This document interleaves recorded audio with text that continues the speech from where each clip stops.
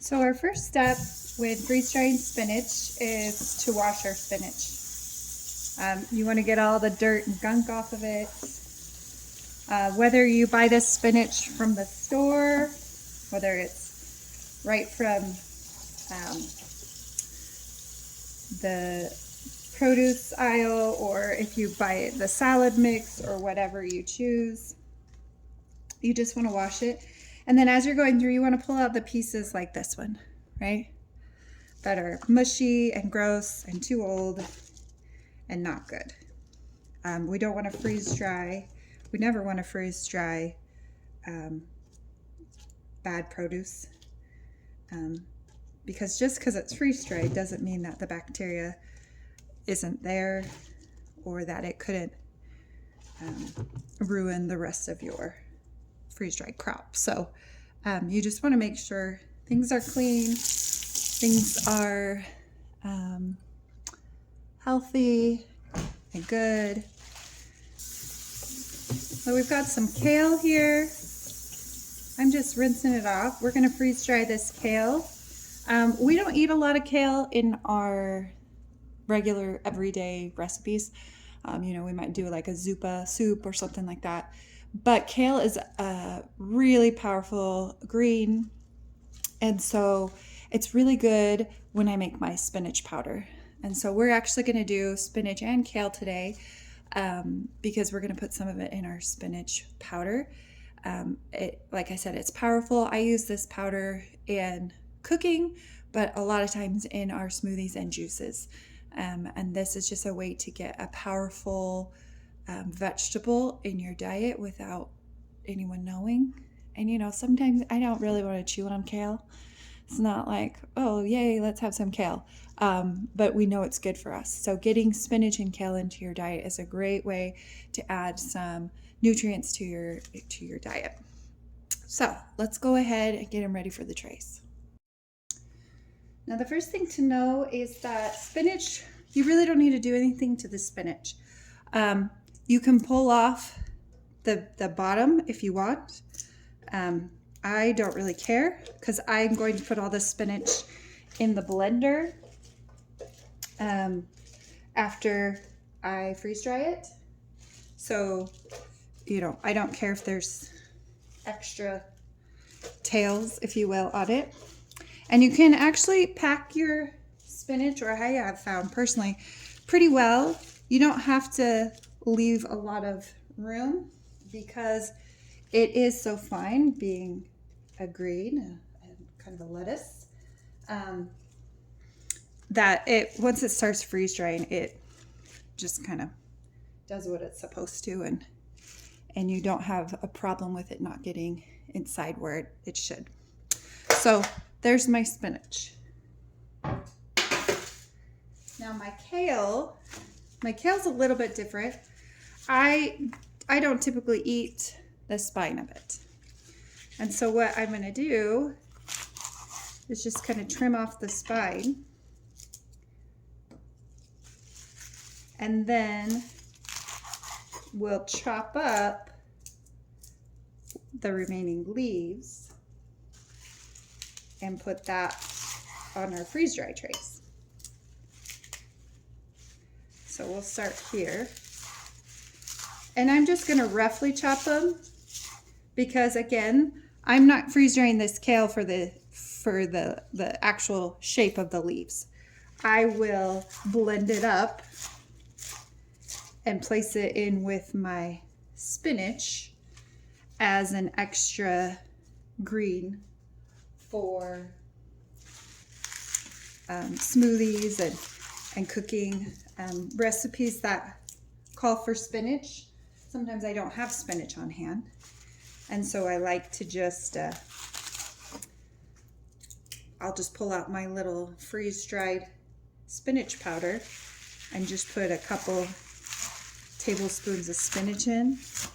Now I will say it will turn your soup or stew or whatever you're putting in it, it will add green to it, so it will look, I did what did I do that I added spinach the other day? I can't remember what it was, but the whole thing, like, it was green. the soup or whatever that I added it to was definitely green. So when you're adding leaf spinach, you know, you don't have that issue. It doesn't typically turn the whole recipe green.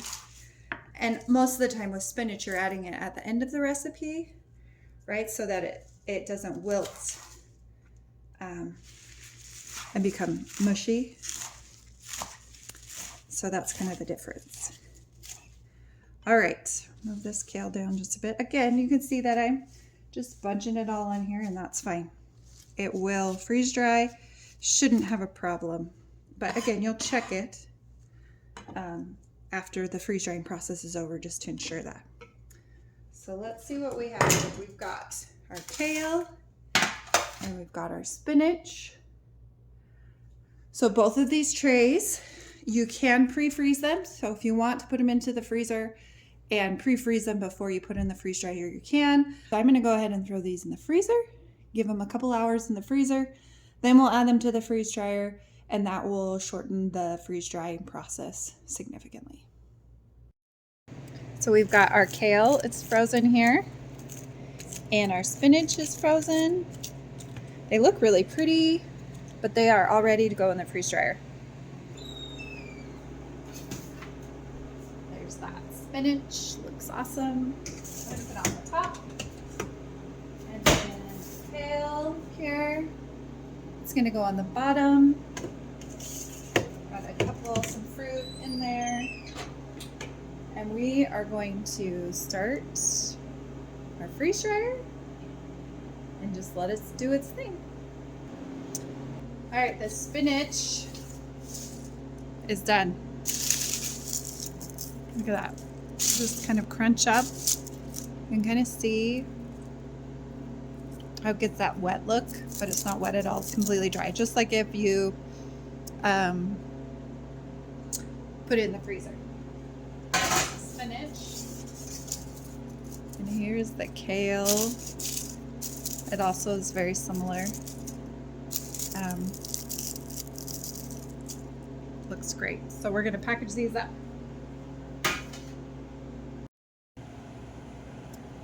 We've got our kale and we got our spinach all freeze dried.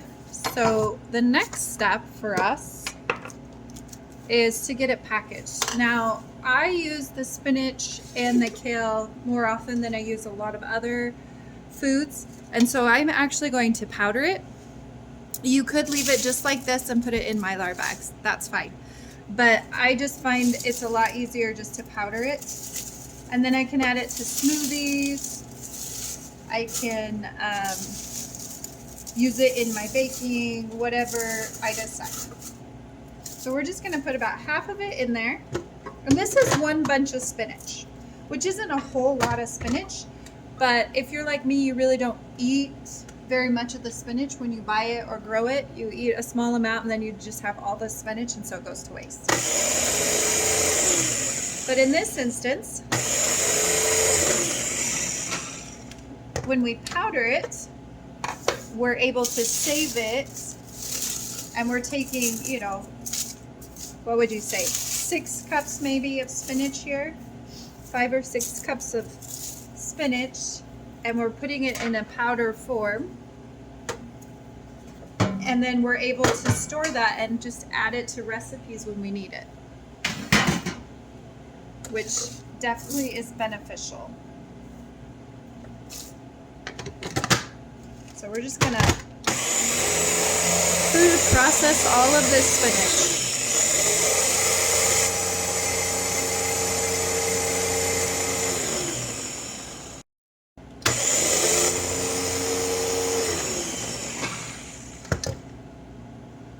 Well, that looks great. Just looks like powdered grass. And then you can just put it in a jar.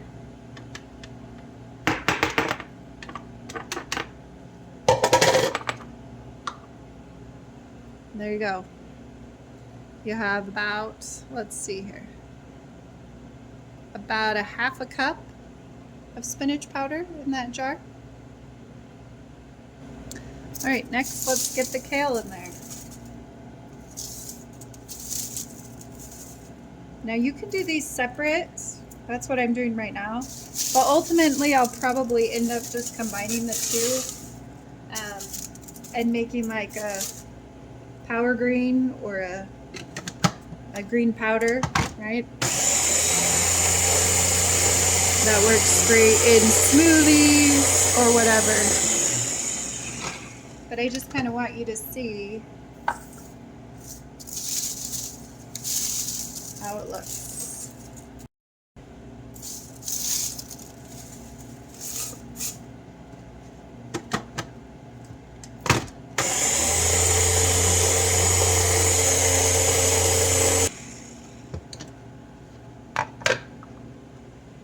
And there's the kale.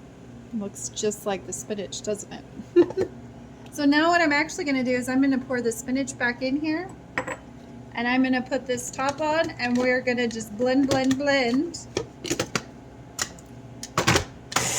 And get that spinach and kale all mixed together. And get it as fine as we can get it.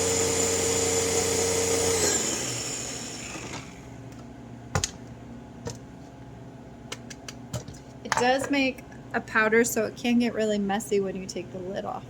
I think that looks really good. Now, again, you could put this in a Mylar bag and you could store it on your shelf for when you need spinach in the future. So let's say you have a really good crop of spinach and kale, that's perfect. I'm actually going to put it all in this sealing jar. Gives it a little bit of airtight sealing. I'm going to use my funnel so I don't lose any, because I'm really good at that.